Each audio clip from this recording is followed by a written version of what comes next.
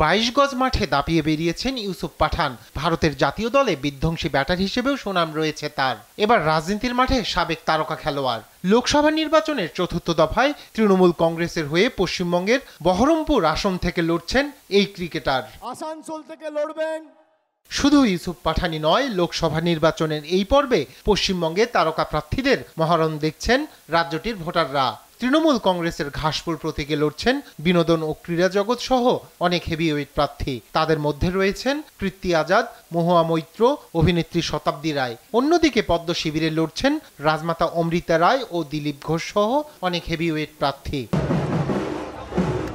নির্বাচনের চতুর্থ দফায় ভাগ্য নির্ধারণ হবে লোকসভার বর্তমান বিরোধী দলীয় নেতা কংগ্রেসের অধীর চৌধুরী, সমাজবাদী পার্টির শীর্ষ নেতা অখিলেশ যাদব, অল ইন্ডিয়া মজলিসে ইত্তেহাদুল মুসলিমিন নেতা আসাদুদ্দিন ওয়েসি সহ বলিউড অভিনেতা শত্রুঘ্ন সিনহার মতো তারকার।